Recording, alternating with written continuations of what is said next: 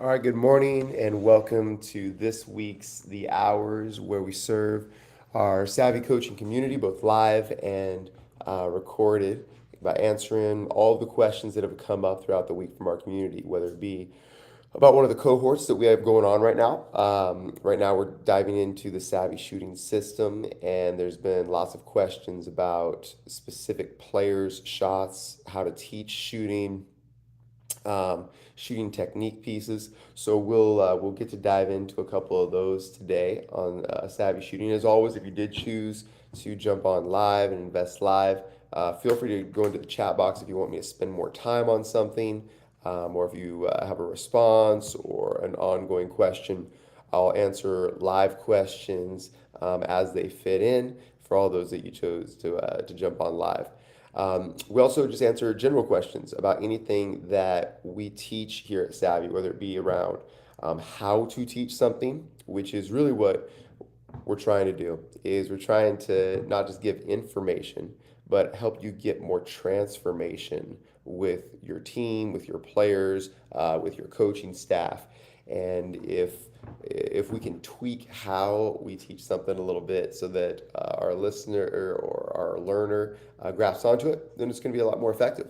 And then lastly, I always, from either learning, as I get to talk to coaches all the time, I'm learning all the time. If it's something that I've learned, if it's something I've observed, I usually come prepared with a piece of a tool or a piece of information that I think is going to serve.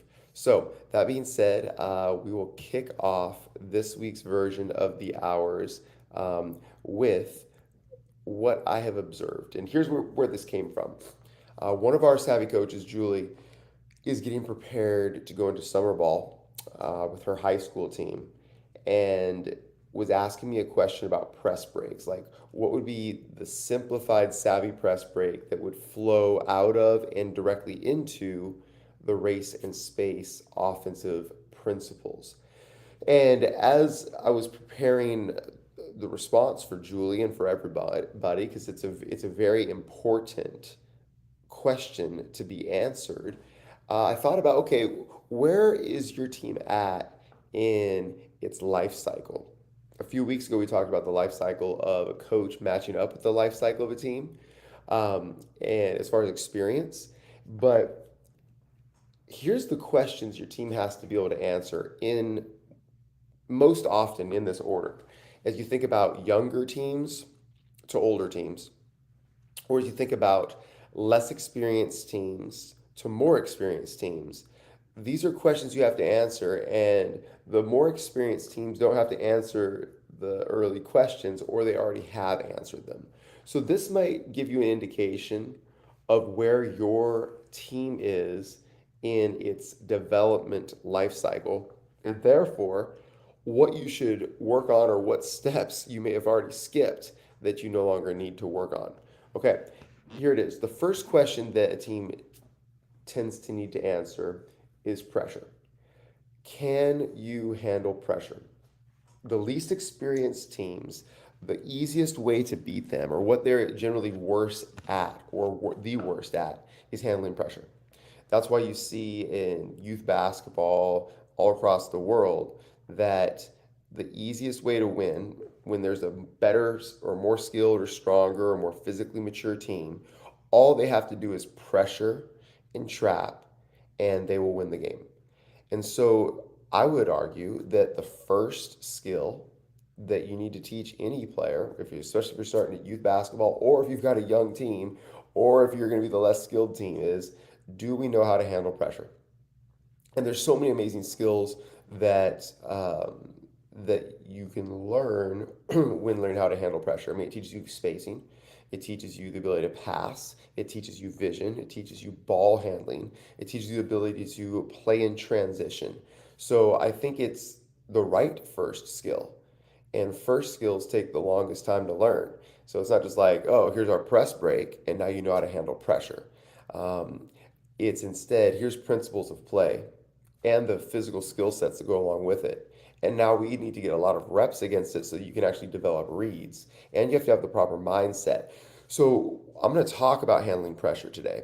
But in preparing to talk about handle pressure, preparing to talk to you about handling pressure, um, I decided to zoom out a little bit and put it into context. And so, if you're developing a youth team, if you've got a young team, JP, good to see you. It absolutely does set teams apart. If you're doing any of these things, start with pressure. It's not like, oh gosh, we're about to play a team that presses us. Let's work on our press break. No, it's too late. It's not going to work for you. It's also not like, oh, we just got blasted by a team that pressed us. Now let's start working on pressure. No, it's too late. Everything that you're doing from day one with a younger and less experienced team, that's the most important question to answer. Which is why we teach the lock left as a pressuring defense, because we believe that better defense makes better offense.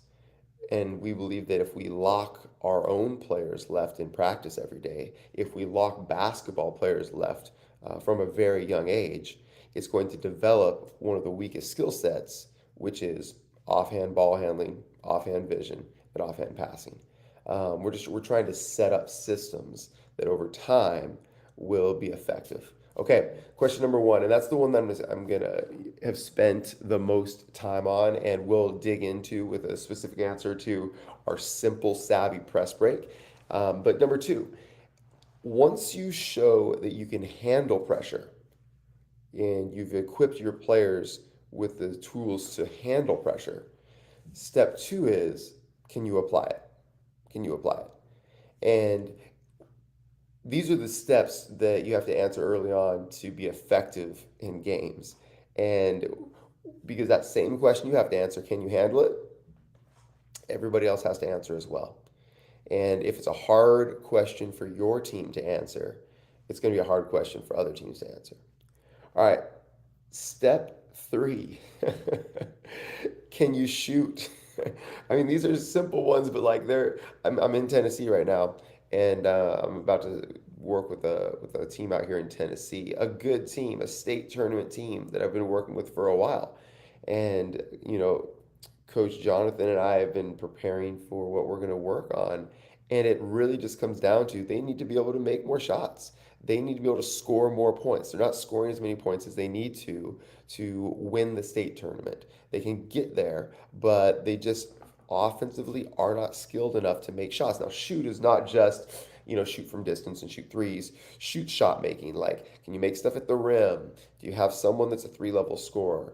Can you make threes? Can you generate them? Like, can you actually break down the defense offensively and create shots? Like, can you shoot and make shots? And that's the third question you have to answer. And if no, that's what you need to spend the majority of your time on. All right, fourth question.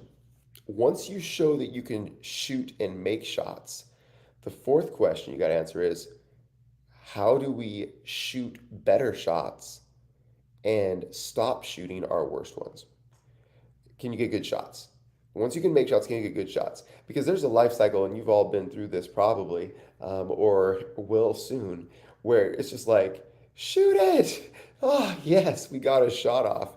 Oh, yes, like it's not a great shot, but if anybody else shot it, it would have a worse chance of going in, or it would be a turnover. Like, that's a life cycle of, can we just shoot it and make something? Then it's like we got to start to be a little bit more discerning on our shots. And I've got a team right now that's a team of good players that have a chance of playing college basketball, but they're younger, and they're learning for the first time in their lives as rising freshmen, um, college prospects, that now it's not good enough just to get a shot off. Now you have to actually have some discernment. And if you want to win games at the highest level and beat teams that are really good, you've got to actually get good shots. And that's a hard lesson. Okay, I flip flop with these two, but the fifth question that your team has to answer is, can we rebound? Can we rebound the majority of misses on the defensive end? Can we rebound the majority of them? And I went back and forth between rebounding and shot selection, and I did land on getting good shots as an first answer, as an answer before rebounding, because I think that it is the parent of rebounding. Um, Poor shot selection makes it really hard to rebound.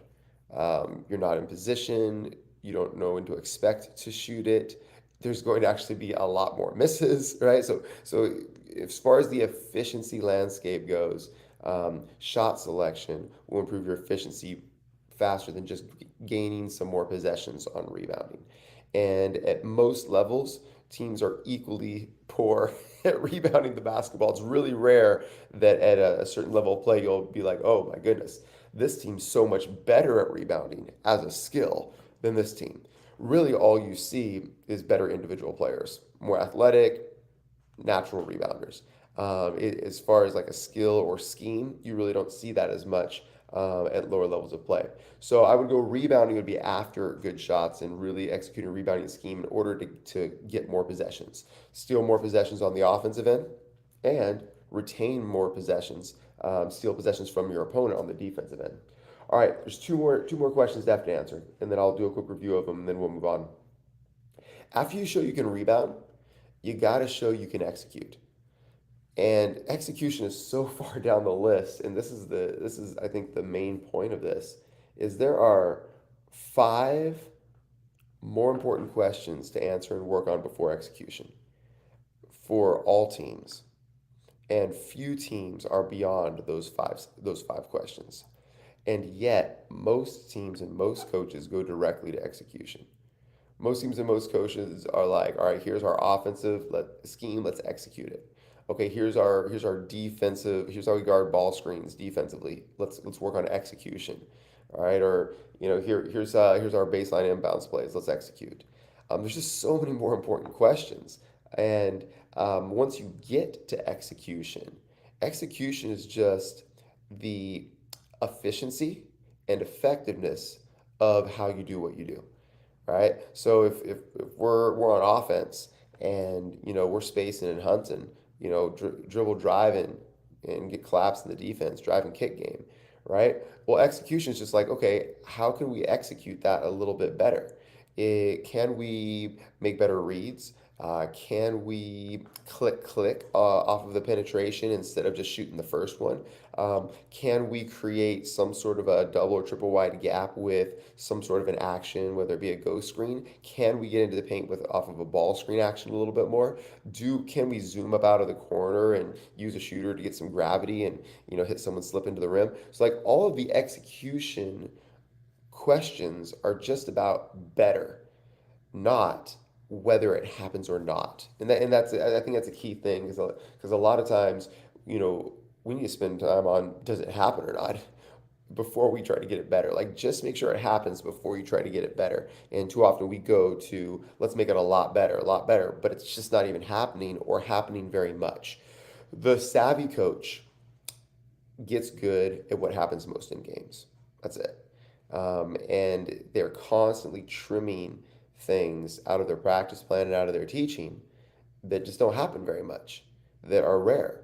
And that's what's so frustrating to good coaches everywhere is when they see on Instagram the 5 ways to create shots at the rim. And they're like, no, we just want people to be able to get to the rim, right? Like 5 ways to create shots at the rim. Like we're just trying to see if people can try to get penetration right now. And so it's like just no, it's not about more ways to do something. It's not about more ways to execute something. It's A or B. Does it happen? Yes or no? Okay, last question. Once you show you can execute, improve the way that you do something, then can you adjust? Can you adjust? That is going to always be how you win championships. Is do you make the right adjustments and can your team adjust? And while you don't need to worry about adjustments when you're just trying to handle pressure, you do want to teach your principles in such a way that you can be dynamic and adjust. If you know that where you're going, if you begin with the end in mind, and you know that eventually you're going to have to adjust, wouldn't it then make sense for you to create a flexibility of character in everything that you do? a maybe approach, like well, maybe that you should chest the ball here, or maybe you should stay home, one pass away in the corner. Or wouldn't it make sense for you to begin answering the questions you get from your players with "it depends," as opposed to saying "we always do this"? If we know that greatness requires adjustments, but we also know that we're not going to make them until we are at that level. I was actually on with a Division I college coaching staff just this week, and we were talking about this very thing because that's the level that this program's at. This program's at the level where they have to make adjustments to beat the best team in their league and go to the NCAA tournament. That's where they're at. And so a lot of the questions as we were exploring the lock left together, a lot of the questions that they were asking was about what adjustments would be made when a team goes five out, what adjustments would be made when they clear out a side to isolate a post and try to punish a front. So these are all adjustment questions, and they're good, but just know where you are in this order of what questions you need to answer. So let me run through them briefly again. For those of you that are just joining us, these are questions every coach must answer in order as you're trying to build out your plan to develop your team. Where's your team at in its life cycle at your level? And if you can't answer one of these early questions, don't start working on later things yet. First question, can you handle pressure? It should be where you start, always, because a stronger team will beat you by pressuring you until you can handle it, and then they'll stop. Two, can you apply pressure? Because if you're the stronger team, you will beat them if you apply pressure until they can beat it, and then you stop. Those are the first two questions when developing a team. Third, can you make shots? Can you make shots? Layups, perimeter shots. Do you have shot makers? Can you even make shots? Okay. And if not, don't worry about anything else. You got to make some shots. All right. Fourth, then can you only take good shots? So that's where we start to introduce shot selection. Fifth, can you improve your rebounding? Can you secure defensive rebounds and can you steal possessions on the offensive end? If you can't do those things, you will lose to teams that can do those things. But that doesn't even matter if you can't make shots. Okay, you can be the best rebounding team in the world, but if you can't make shots and the other team can, they're going to win. All right, after rebounding, then it's execution. Can you do what you do better? And then once you can execute what you do and you can execute it well, then can you make adjustments? Okay, those are the questions you have to answer. And I would be really curious for anyone that is watching this one recorded or even live, actually. Type into the chat box if you're watching live which of those questions you think you need to focus on right now with your team. As most of you are entering into your off season, which of those questions do you need to focus on and answer? And for those of you that are going to be watching it recorded, which is the majority of our Savvy community here, if you could put that into the community chat, and I'm actually going to follow the advice of one of our community members that said, create some more threads around different topics. So I'm actually going to do that right now. I'm going to call it the weekly questions. I'm going to type it in. I'll put it right here on weekly questions. Which question do you need to answer this off season in order to level up? Handling pressure, applying pressure, shooting, shot selection, rebounding, execution, or adjustments. All right.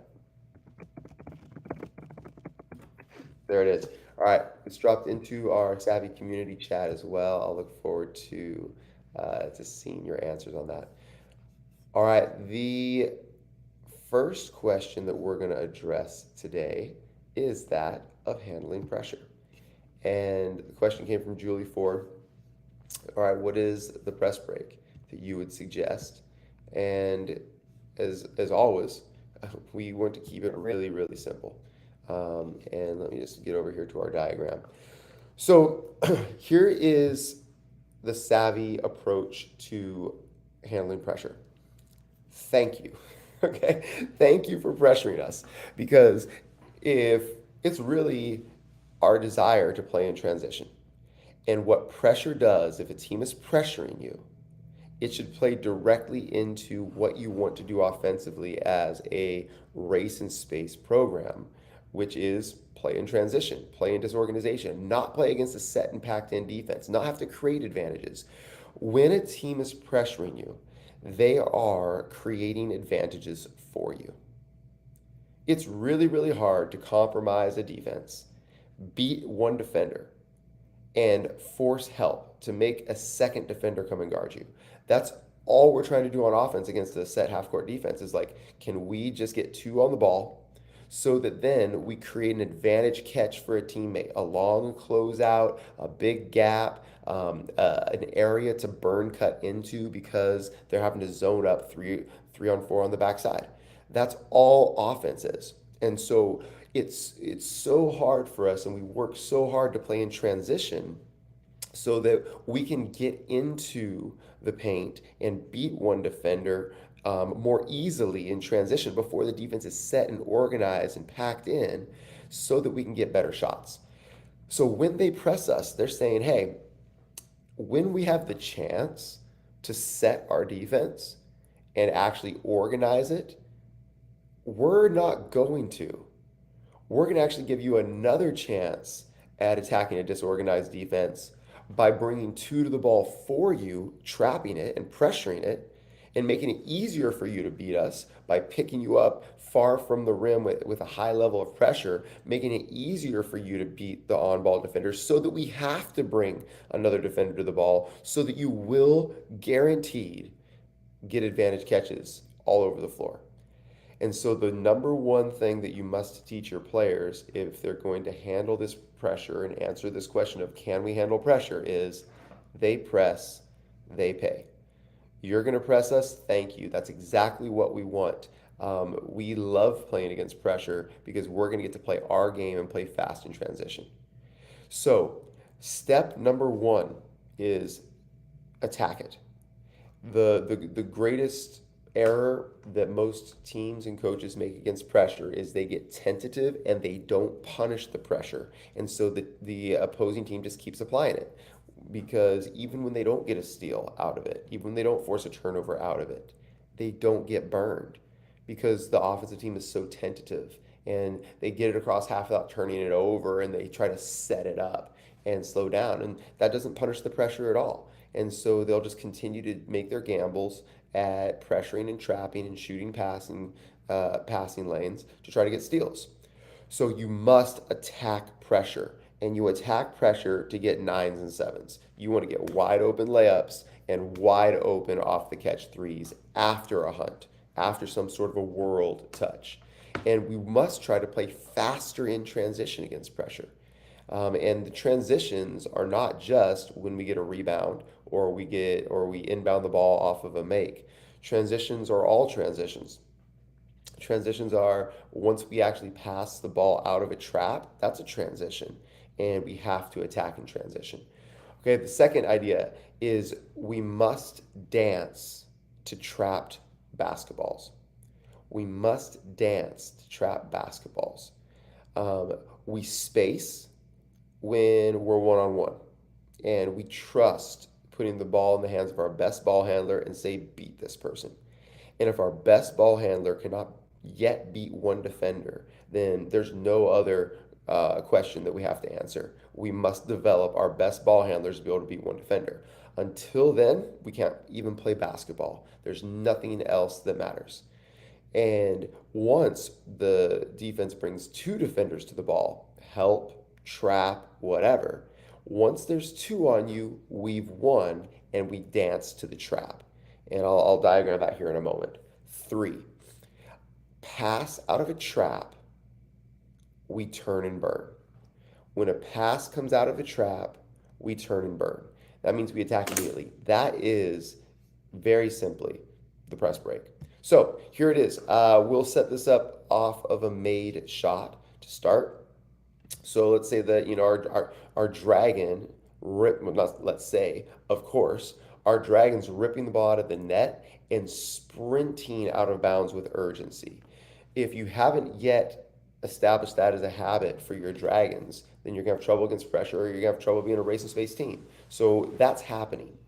Our racker is sprinting to the sideline that we've designated as the dragon goes. So if you have a right-handed dragon, you must designate that your dragon, not must, I would encourage you to designate your dragon to sprint to the right sideline. So as they're sprinting there, they're able to cock that ball over their right ear to be able to throw a football or baseball pass. We want them to in the habit of making that one. If for some reason they roll out better left, even as a righty, they can do that. But we want to have clarity between our dragon and our racker, which on made shots, which sideline we're sprinting to. So if we're at a dead sprint to the sideline and the racker's going sideline and turning up, like running a football route with a quarterback rolling out of the pocket right here, we're first looking to try to hit them going up the floor with momentum, ball being thrown over their shoulder so they catch the ball at speed before their defender can be set so that we can actually attack the pressure and try to attack in some level of chaos one-on-one early. So this is step one of our press break is what we're going to call a strong side rollout here, a strong side bolt. Now, if at any point they're able to get set up, we're slow getting the ball out of bounds, and they're able to impede this direction at the floor, deny pressure, contest this pass in any way. If this is not an open pass, we stop from going up the floor, plant, and make what we call a C cut.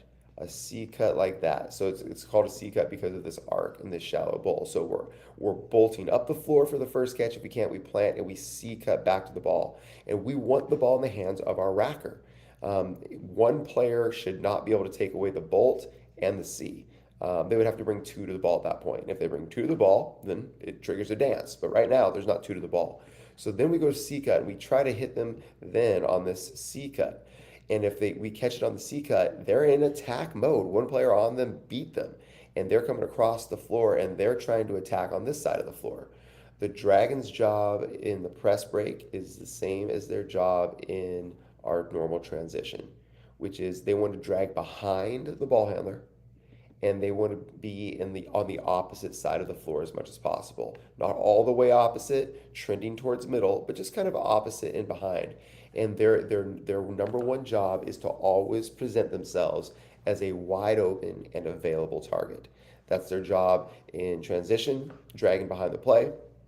That's their job in the press break, dragging behind the ball handler. They are the first option if they ever get in trouble. They lose the ball, they get stopped, they pick it up, whatever. It's just an immediate reversal to the dragon. And on the catch, the dragon then makes their attack. Like we're trying in space, one-on-one, to turn this into a transition situation. Okay, that's what we're trying to do at all times. So let's say that our racker then in the full court gets trapped and the dragon gets taken away. Well, that triggers a dance, okay? And who dances is your next question. And this is what I would suggest. Keep it simple.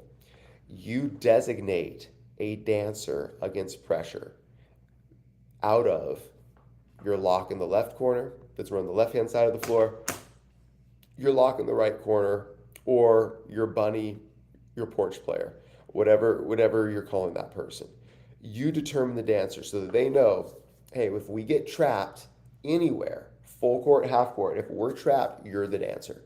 And it doesn't truly matter which one of these are. And I wouldn't say, oh, you're the dancer if you're opposite the ball. You're the dancer if you're on the same side of the ball. No, no, no. That's too complex. They won't be able to think about that. You determine the dancer. And it's also because that's an important skill set. So the two most important skill sets in determining who's going to dance against pressure is one, are they tough? Like when you throw that ball into the middle of a press or a trap or a trapping zone or whatever, like you have to make sure they're going to be someone that catches the basketball and comes down with it. That's a tough player. Someone that like usually that tough player also is a pretty good rebounder. Usually that tough player is someone that you can trust if you give effort. Like are they tough enough to come down with the ball? And second, do they make good decisions with the ball? That is second, okay? If they can't even come up with the ball, then we're hooped anyway. But then second, all right, once they get it, can they make good decisions with it? They don't have to be a great ball handler. They just have to, within their skill sets, make good decisions. So for whatever reason, I've often found that I actually prefer our porch player to be our dancer, to designate our dancer.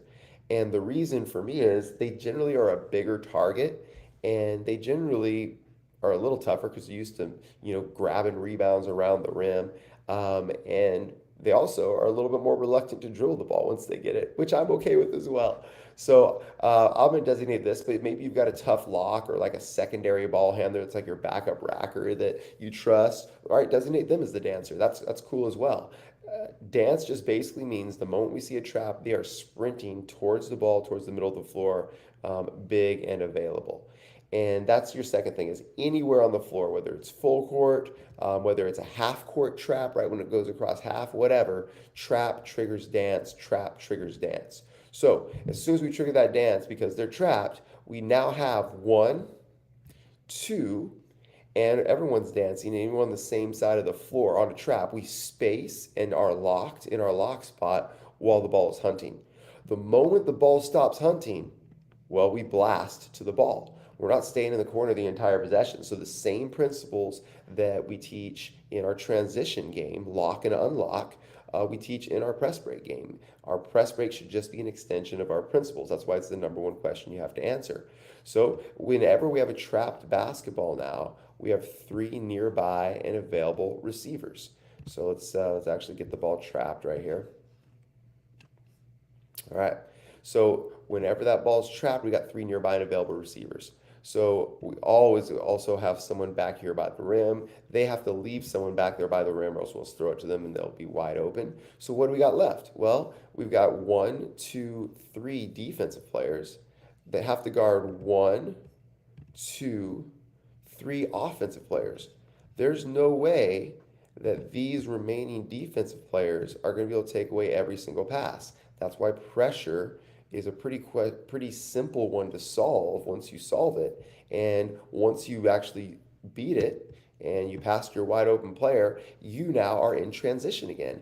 And even better, you're in a numbers advantage to transition. In this situation, pass comes out of a trap, we're in a 3-on-2. This is great for us. We love this.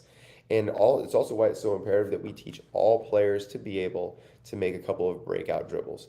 Because when a dancer catches the ball in the middle of the floor wide open, they have to be able to break out to at least engage and be stopped by a defender. You don't have to beat one defender if you're not a racker or a primary ball handler. You just have to be able to drive until you're stopped by them.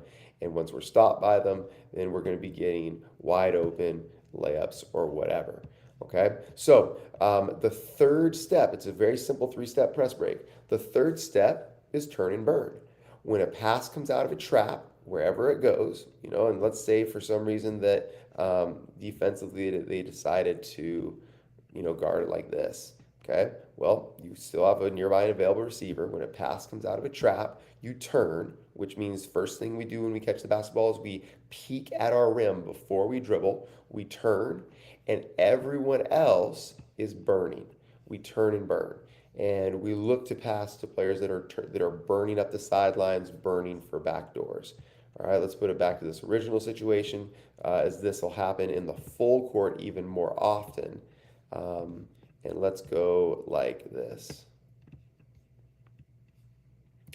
So let's say that our racker is let's say that our racker is attacking, okay, oh, they trap early in the full court. Well, as soon as we see the trap going, wherever your dancer is on the floor, and against pressure, they won't be as far away. Wherever your dancer is on the floor, they're dancing. And I would try to hit that dancer early in this situation. They turn, and as soon as the ball goes in the middle of the floor, we're burning up the sideline, burning up the sideline. Obviously, they come to the ball here. That's what turn and burn is. They don't even have to dribble. They just have to turn and hit their burners going up the sideline, two of your better ball handlers, and then we're back into our advantage break situation. Wherever it is on the floor, we're turning and burning. And our three steps again, I'll recap and review them. Our three steps again are: one, attack in transition. Whoever has the basketball, you are trying to beat your one defender. Whoever has the basketball, we're trying to beat our one defender. Number two is, if we ever can't beat one defender because they are trapping us, or because they're too good, or because help comes, whatever. Anytime that the ball is trapped or we can't beat one defender, we all of a sudden dance. Whoever is your designated dancer will dance. Okay? Once we hit a dancer in the middle of the floor, everyone turns and burns. We're in an advantage break situation, and we're trying to get it back to one of our best ball handlers if our dancer is stopped, streaking back up the sideline like a secondary outlet, getting to the rim. So the one special situation that I'll add to here is, of course, we're racing out, we're playing in transition, we're trying to get the ball up the floor, we can't get the ball up the floor, right? We're going into a C cut. If we can't inbound the ball in the C cut, this is like a trap, right? We can't attack. So it triggers the dance, okay? Whoever your designated dancer is has to be aware of pressure, and if we're ever stuck, they dance. And we hit the dancer there on this dance, and same thing, we turn and burn. They're gone up the sideline. They've already made their C cut, and we can't get it to them, so they're gone up the sideline. They have two outlet opportunities to get back to our racker or dragon, who then put us into our transition situation. And if you keep it simple like that and just execute more effectively and make it faster and faster, I think you'll be delighted with how easily you break the press. All right, let me stop the share here. See if any other questions have popped up on that as we've been going here. All right, looks good. I'm going to grab my water and move on to the next one. Not water, vitamin water here.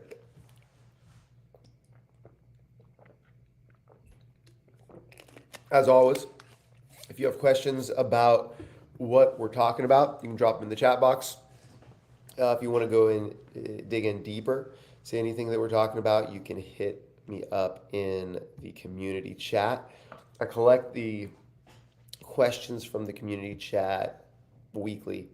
Prepare this time to really give good and in-depth answers. This is how I support you as a Savvy Grow member and help you grow in whatever it is that you're trying to grow in. All right, let's see what else we have here in our community chat. All right, let's make sure. All right, got all the drill questions answered. Coach Keith actually asked in our general thread, he's got an assistant coach. How does he help equip, his assistant to teach? And gosh, if you have a newer assistant that you're trying to train up, I would start with being very clear about what you wanted them to own. It's such a hard thing to say. Get good at everything, like learn everything that I've spent my entire career of 20 plus years learning. Learn everything that I know, and do it just like me, and do it in 1/20th of the time, and forget what your natural personality is or what your experiences are. Impossible, right? Ludicrous. But sometimes I think we do have that we do have that skewed perception of like, oh, how do I get them aligned with me? Well, It's hard. You don't. So instead, align them on a small area of their responsibility. So whatever it is that maybe you are weaker in, or whatever it is that you don't have passion for, but you know is important, or whatever it is that you just you don't want to focus on this year, or don't have time to focus on this year. Say, I want you to focus on this, and I want you to achieve these outcomes, and I'm going to coach you up on how you achieve those outcomes. But I'm going to be very clear on how you win. So, what would be an example? All right, here's an example for me. I really, really value rebounding. I love it. Uh, it kills you when you don't rebound. I mean, it's one of the 7 questions you have to be able to answer as a coach. I just don't love the long hours of repetition it takes to get good at rebounding, right? Like I know what it takes. It's pretty simple. It just takes a big investment of time, and it takes you as a leader, or someone as a leader or a coach, to be emphasizing it in every single thing you do. And that's just always been exhausting to me. And so we've got an assistant coach with our club program. His name's Caleb. He loves to rebound. He's a big body, and he cares about it so much. So I just made him our rebounding coach.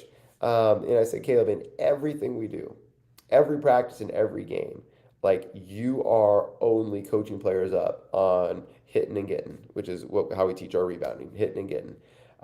That's it. And so, like, every time out, he's like, "Hey, can I talk to him about rebounding?" And I'm like, "Oh, not this time, but next time." So, but like, he's just constantly on it. He's more aware of it than I am. His lens is attuned to it. And whenever it's time to do our specific time where we're actually going to try to incorporate rebounding and rebounding consequences into whatever it is that we're doing, he's taken that, and it allows for us to improve it without my mind going to it. And I coach him up on it, on how to talk in 7-second sound bites more, use names first, be more specific with technique, using our certain types of language as triggers, right? You still coach your assistants up into that, but just narrow their focus. So hopefully, Keith, you can apply that with onboarding your new assistant. It's just narrow in the focus of what they're focusing on. Don't have them learn everything or focus on everything. Okay, let's see what other ones we got. All right. Another question by Coach Keith. Um, what can you outline the race car drill? Yeah, let me outline the race car drill. And I think that it is very important. Let me just pull up my diagram here again. It's very important to know that every drill can be anything that you want it to. It doesn't have to be like, oh, this is the only way to do this drill, or the only way to do. No, you should be constantly tweaking it to focus in on whatever things that you're trying to focus in on. So here's the objective of race car. Let me screen share here.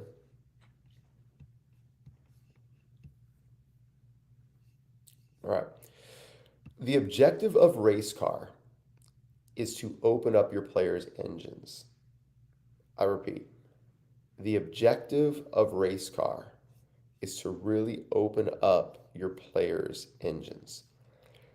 And that means we want them to play faster than they are normally comfortable with, primarily in transition. How can we get them to transition faster and race the dead zone between the arcs faster? That's it. And if you know that that's your objective, then I think you're going to be okay with what is inevitably going to be a messier game, where there's lots of turnovers and lots of mistakes and poor shot selection and defensive breakdowns. You got to let it go, because we're trying to get them to play fast and transition quickly and understand their jobs when we transition, both offensively and defensively. So, that being said, the goal of race car is to try to artificially generate as many transitions as you possibly can. And so here are 3 rules that we use in race cars. The blue team is playing against the red team. Now, whenever possible on race car, and let's say that you've got 12 players in a practice, okay? Whenever possible in race car, you actually want four groups, two teams, but four groups. So let's say we've got 12. We'd still have the blue team versus the red team, but we'd have four groups of four. So there would be a red group on this baseline of an additional four players, and there would be a blue team on this baseline of additional four players. So you're playing 4-on-4 on the court with 4-and-4 waiting. Now you can do it 3-on-3 with three waiting, 2-on-2 with two waiting, one, or 5-on-5 with five waiting if you have that many players. But it is key here to have a team waiting because this is an exhausting game and there has to be a consequence. So there's three ways that we create these transitions in race car. Number one, we create more and quicker transitions by never requiring an inbound on a made shot. So if the blue team that's on scores on the red team that's on, if you get scored on, the defensive team immediately goes off the court. You get kicked off the court anytime you get scored on. That's with a made basket or a shooting foul. And then the team that's on the baseline, they grab the bottom of the net and they race on. So that creates quicker transitions automatically, not having to inbound the basketball.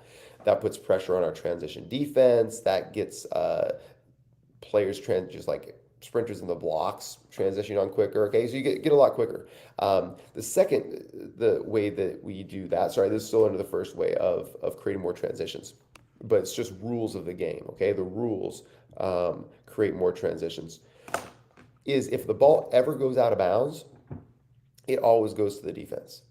So there's no looking around, who's it off of, slow down, try to interpret what signal the ref is making. No, ball goes out of bounds, it goes to the defense immediately, and you're gone and you're racing. All right. And then here's the last way that the rules create more and quicker transitions for us is this. Anytime we call a violation, it's going to be a turnover.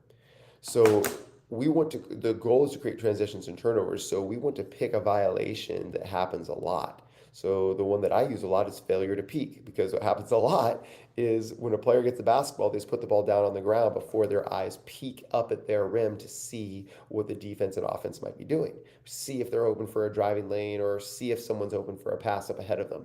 So anytime we make the call, the offensive team drops the ball and they have to transition to defense. And the ball's bouncing or whatever, and the new team scoops it up and they attack. So you can make violations whatever you want. I would start with one violation, and then once you aren't calling that violation very much anymore, then you can add a second violation. And pick violations that are things that are important to you. Vision and peeking is important to us, so we use that one. So the rules open up the engines, and two teams play until one team scores on the other team, and the team that gets scored on goes off, and the team on their baseline races on. You play to an amount of points, um, and how I do it is I actually have all blue playing together against all red. You could have the individual teams playing. I find that that's a little bit less fair, just given access, and you can't determine who gets scored on the most, and so some teams get more reps than other teams get. Okay, two more considerations for a race car. Second, so the rules create transitions, one. Two, wild basketball. This is something that we wish we could call on our teams in actual games when they're just running around crazily without any rhyme or reason, making mistake after mistake after mistake after mistake. At any point, if this is happening back and forth, you just call wild basketball. And wild basketball sends both teams back to their baseline and gets a fresh start with two new teams.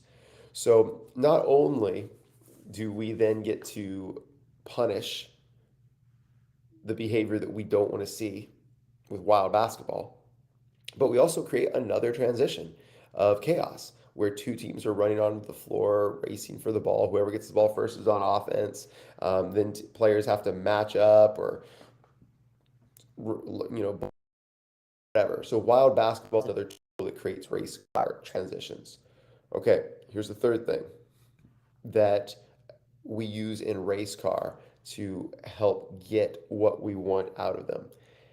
And I wouldn't throw this third one on initially. You might want to. I would keep this tool as one that use with a little bit higher level players. 7, 11, 21.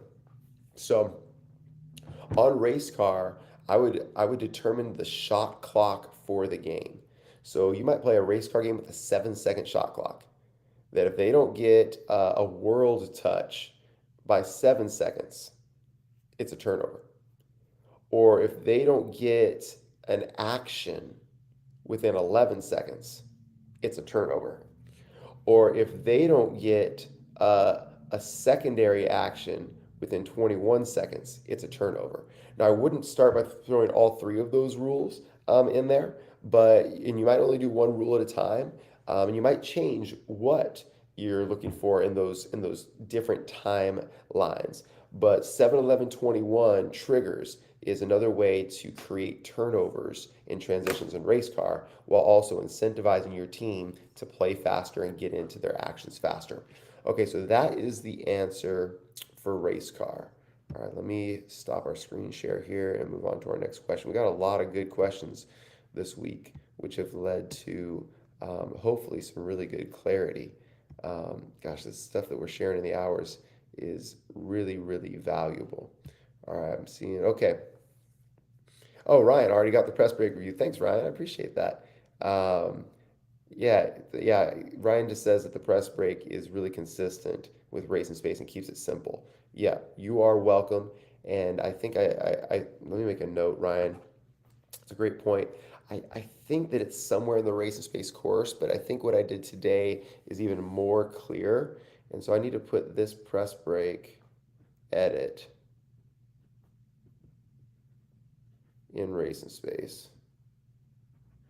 Yeah, I'll get that done on my flight home from Tennessee here, Ryan. Appreciate that. All right, Kevin shared this. Benjamin asked rather, does anyone have a curriculum for their program? Like the order that players are taught certain things as they work towards varsity. And, Benjamin, your question actually sparked what I spent the first 20 minutes on today, of the order of teaching principles. Now, what you put into your curriculum is the work that you have to do. And, you know, but the order for your program, like for youth basketball, can you handle pressure? Youth basketball next, so you might want to break it down like this. I'll just go arbitrary, okay? All right, here it is. Let's say a player starts playing basketball in fourth grade, okay? Fourth graders, can you handle pressure? That's your whole season. Fifth grade, can you learn to apply pressure? It's your whole season. Sixth grade, let's teach them how to shoot. How can you make shots at the rim, and how can you make shots from the perimeter, right? Seventh grade, let's start to teach them about what a good shot is in shot selection. Eighth grade, let's improve their rebounding, right? Once they get into ninth grade and they're into high school, now we're talking about execution, and let's execute better, right? Then as they get into like 10th, 11th grade, as they get to varsity level, then it's about adjustments. That would be the curriculum that I would teach. Now, within that, you're teaching everything. You're teaching them, how to race in space. You're teaching them how to lock left. You're teaching them all the layers. You're teaching them everything.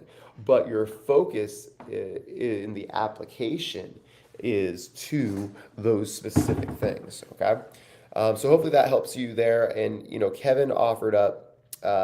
He actually sent to me a vocab sheet with all the positions and concepts and whatnot.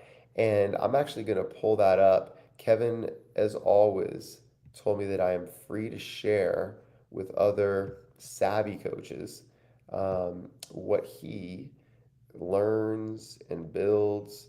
And so this is a copy of his document that he shares with his coaches. And I'm just going to make sure that, yeah, anyone with the link only has viewing access. So you can make a copy of this yourself. I'm going to go ahead and drop this into the hours as a reply to Kevin's post. Um, Here is a view-only copy of what Kevin has put together. All right. So, Kevin, I really love what you have put together, and let me just do a quick screen share for everybody and quickly talk through it.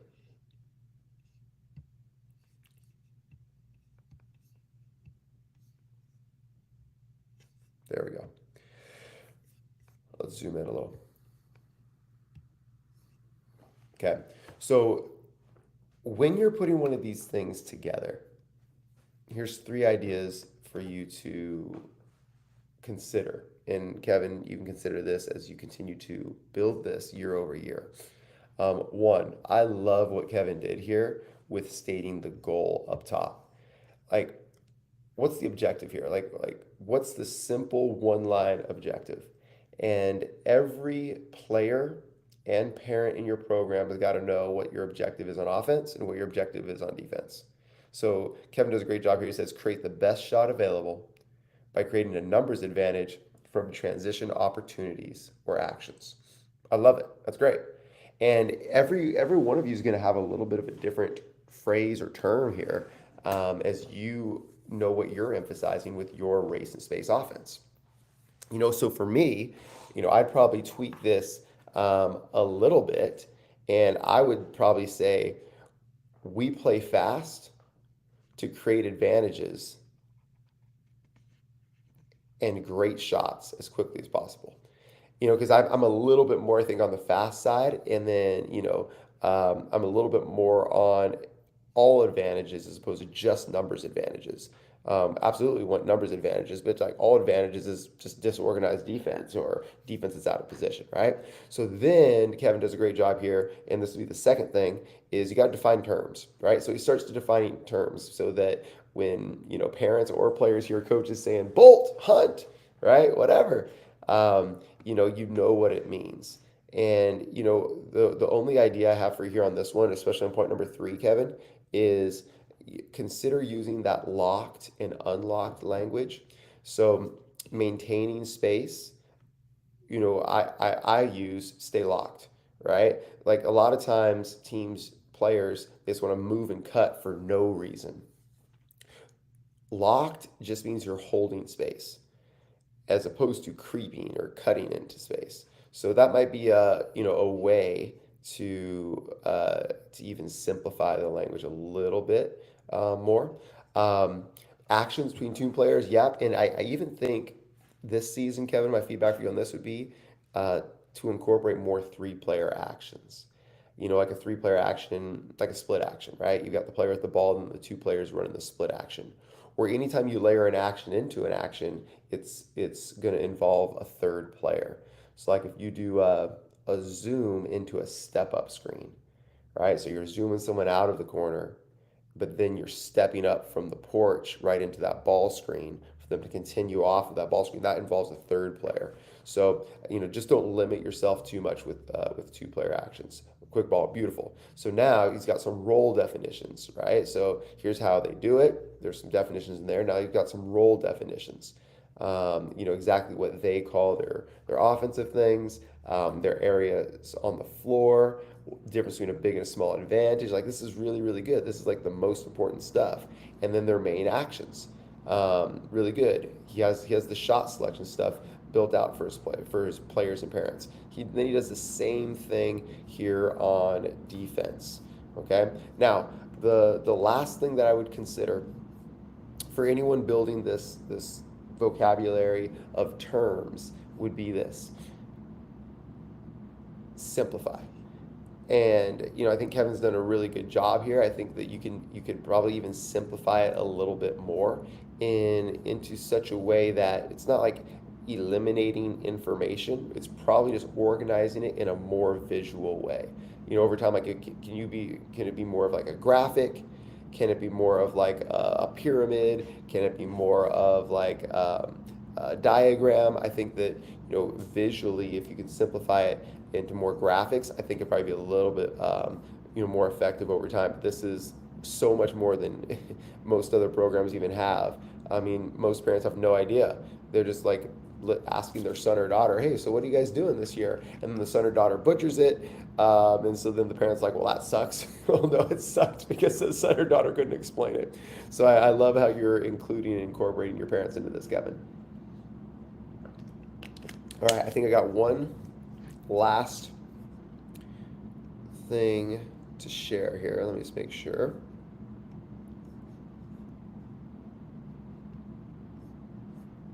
Yeah. All right. The last one I'm going to do is I'm actually going to do two more shot breakdowns um, for our Savvy shooting cohort this month. As I mean, Kevin's just locked in and dialed in. Um, and so he has been sending me weekly film of his players to break down. It just shows me that like he's all in and he's going through this stuff and he's doing the work. And you know, it's no surprise that they had their best season. I think Kevin, you said in 20 years last season. Um, and he's given his absolute best effort for his players here. All right, so let me make sure I got this downloaded here. All right, we've got one. Yep, let me get the second one.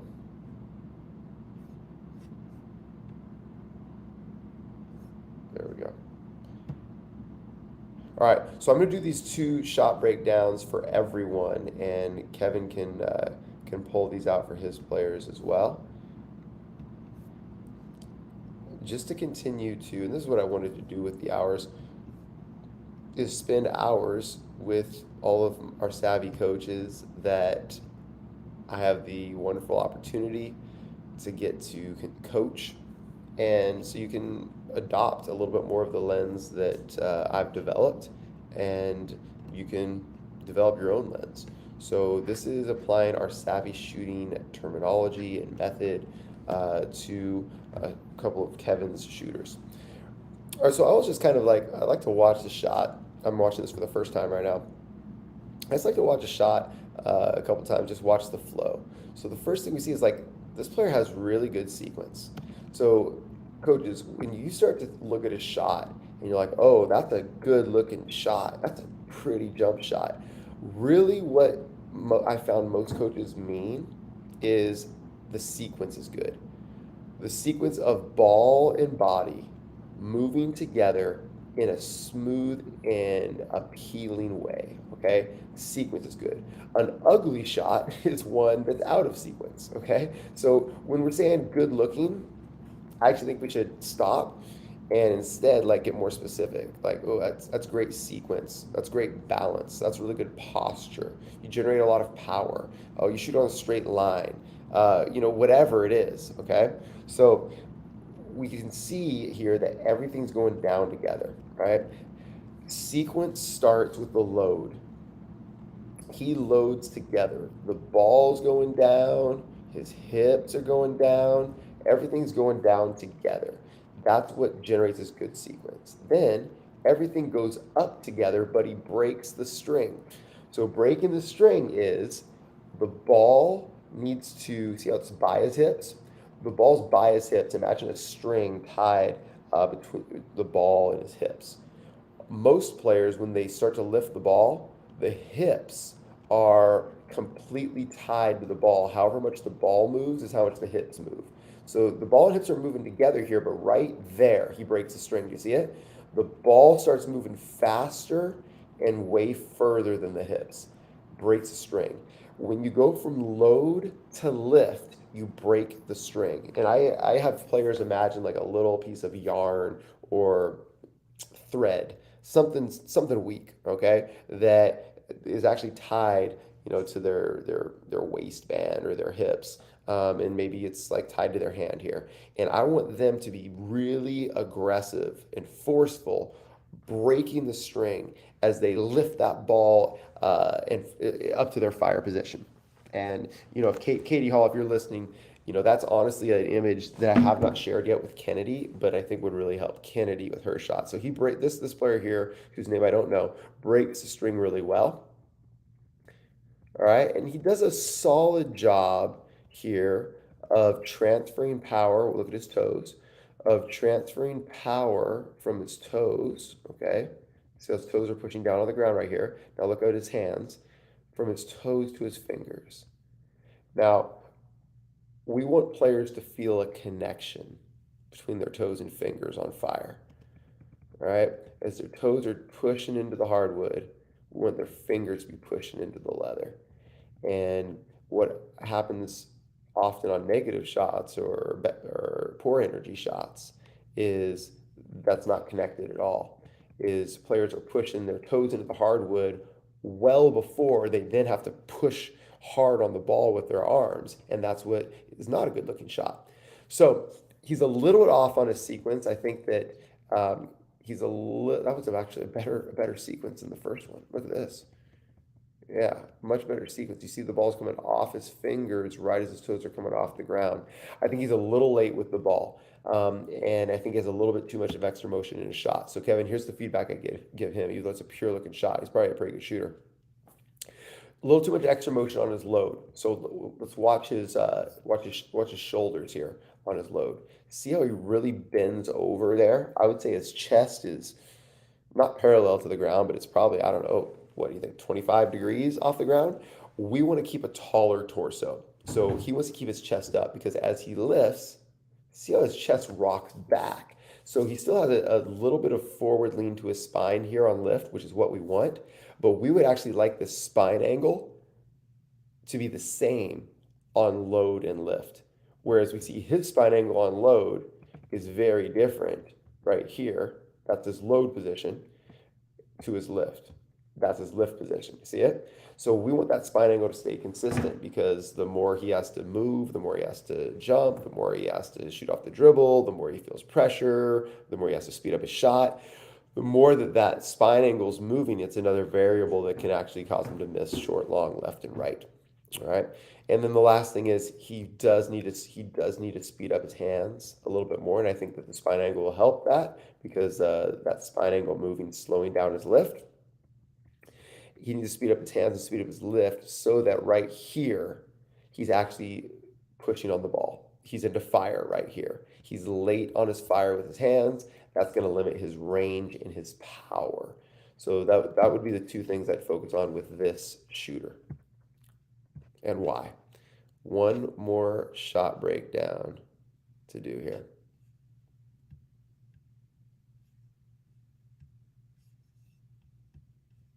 Here we go. All right, I think we can see it. Yeah, we can. All right. First time I'm seeing this shot as well. Move this up here, get a little bigger. So as always, like to just watch first. And this is this is a good thing for you to do as well, coaches. Like we see a player shoot one shot and we just want to launch in and be like, I know exactly what you got to do. Now let's let him shoot a little bit first. Let him get hot. Like observe what you observe two or three times before you start saying something. Ask him some questions. Ask him to try to do some other things, and then observe again. Oh, excuse me. I've been talking and I haven't really been able to observe. So let me try again. Uh-huh. Oh yeah. All right. This would be great. I love working with shooters like this. They can get better so quickly. So you guys are like, that's not a great looking jump shot. It's not a great looking shot. Okay, well, don't say that. Why? What makes you say that? The answer is the same as what we had before. The answer is sequence. Okay, the answer is sequence. His body's just out of sequence, and there's a big stop of the ball right here. It's like if you see someone like stumble in the midst of while they're walking, it just looks wrong, right? They're walking in a smooth flow and they stumble and then start walking again. It interrupts the rhythm, it interrupts the sequence. Well, this player has a stumble in their shot, and that stumble is right here when the ball gets above his head. That stumble, you can see it, right? He stumbles and then pushes with his arm, okay? And whenever you see someone pushing with their arm a lot, you know that they're not using their wrist as a lever or a lever in their shot, okay? Lever, leverage, it's how you compound power, okay? And the most important lever in the shot is the wrist. It compounds all the power. All the power in the shot focuses through the wrist. And if you don't get good wrist leverage, you are never going to have a smooth, efficient shot. And we don't have good wrist leverage here. Okay, so let's watch it. Right there. Okay, so you can see that there's no leverage in the wrist. You see his wrist is straight. Gosh, and he starts to actually flex his wrist forwards so early in the shot. Look at that. So right here the wrist is straight. It's not leveraged. It's not bent. And he actually snaps his wrist before he straightens his right arm. See that? Isn't that interesting? That's very. I've not seen a lot of that in working with shooters. He snaps his wrist early and straightens his arm late. So, um, fire is what we call triple extension. Okay, and I'm actually going to get to this point right here. Okay, fire is triple extension. We're trying to straighten and extend the shoulder as we straighten and extend the elbow, as we flex and snap the wrist. That's triple extension.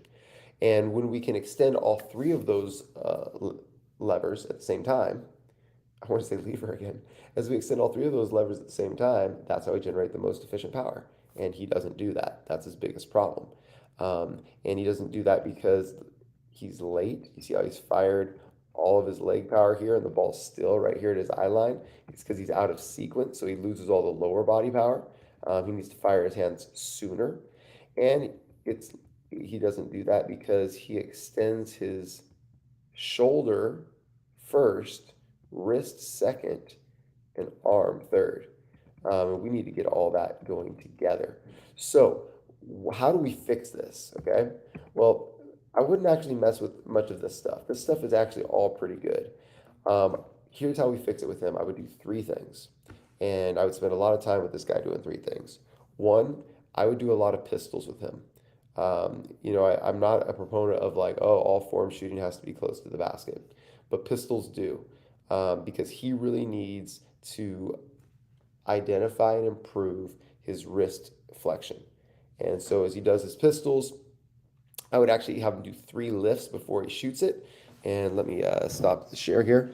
So as he's sideways to the basket here, and he has his hand under the basketball, and we want the basketball to actually start closer to his hip. So we actually want him to get one, right, with the ball in his hand.